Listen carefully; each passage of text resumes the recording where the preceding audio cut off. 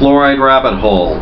Now proven that for the umpteenth time, a scientific study comes to a conclusion that fluoride lowers IQ in people who look up studies. 5-hour half-life fluoride intake. That's how long it stays in your body. Among 512 pregnant women and the IQ of their 3 to 4-year-old kids, based on urinary samples to determine their exposure, taken every 3 months, not fetal exposure. IQ tests on kids have a 3-point statistical error minimum. It can be higher. And you're supposed to take sequential testing. The IQ scores from all the children ranged from, and this is the raw data, an IQ score at 3 to 4 years old of 52 to 143. Full-scale average is declared at 109.6 IQ points. Excuse me, 107. 109.6 IQ points for girls, 104.6 points for boys. Now, if you take the middle, it's a 5-point range.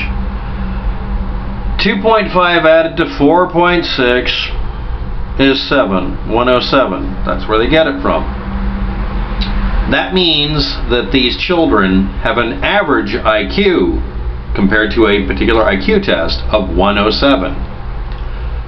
Do you know what intelligence quotient refers to?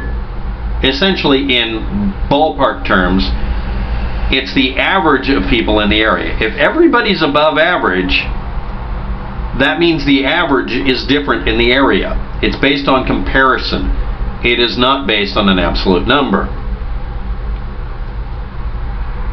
I am a rocket scientist genius compared to a Neanderthal, maybe. Depends on how much coffee. If the average in the area is 107 points for this age range for a small sample of 512 parents, mothers, then that means that the 100 IQ rating of average is based on 107. So what was the boys' rating? Well, 4.6 minus from, it's 2 point, they're exactly even, right? I mean, it's really right in the middle. They score above average and below average right across gender bias lines. The boys are less smart, right? Wait a minute, there's a 3-point statistical error. So how far off was it? 2.5 points. What that means is they're all average and they're all within that range.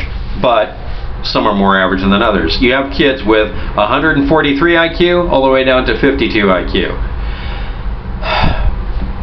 107 from 143. 152 from 107.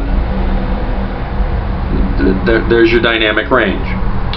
A 1 milligram higher daily intake for the mother, as detected from urine samples only taken 3 times during the pregnancy, showed a 3.66, you notice the number based on dividing by 3, lower IQ score. I mean, it's actually a slightly different number, but it's so suspiciously close to exactly 1/3 or 2/3. This is a giant red flag that you have a statistically created thing. And again, a 3.66 lower IQ score is within, or not within, the 3-point statistical error minimum for testing kids at 3 to 4 years old. So if you took in 0.3 milligrams higher daily intake, you'd have a 4.5 point drop for boys and a 2.43 point increase for girls. So fluoride's good for girls.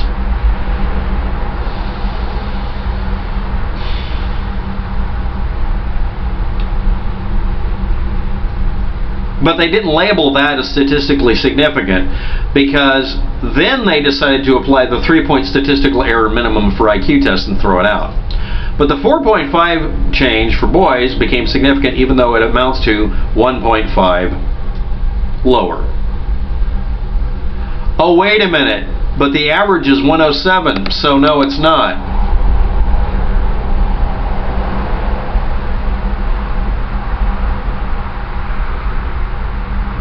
If you don't know what an intelligence quotient is, go back to class. Results were adjusted for demographics, quality of home, and other important co-founders. However, they ignored the household income of being $70,000 Canadian or above for all of them. 60% of the moms had at least a bachelor's degree. They also ignored the IQ tests for both the mother and father, or that 75% of the change in IQ that they reported as being important was within the statistical error of the IQ tests themselves, and they didn't state that they did the IQ test repeatedly from different sources to get rid of that. All this proves is the Lake Woebegone bullshit, everybody's above average meme is alive and well, and the only IQ test failure here is the people reading IQ tests again. It's an intelligence quotient. Fuck! Anyway, I'm done. I have a headache. Fuck this. Thanks for watching. And yeah, the previous one, they found a test in China. Yeah, they ignored the lead levels in the water. They ignored the mercury levels in the air. No, it's not caused by vaccinations from coal-fired plants with no scrubbers in China, but in India. But hey, it has to be the fluoride. It can't be, the cholera epidemic or lack of education or whatever the fuck.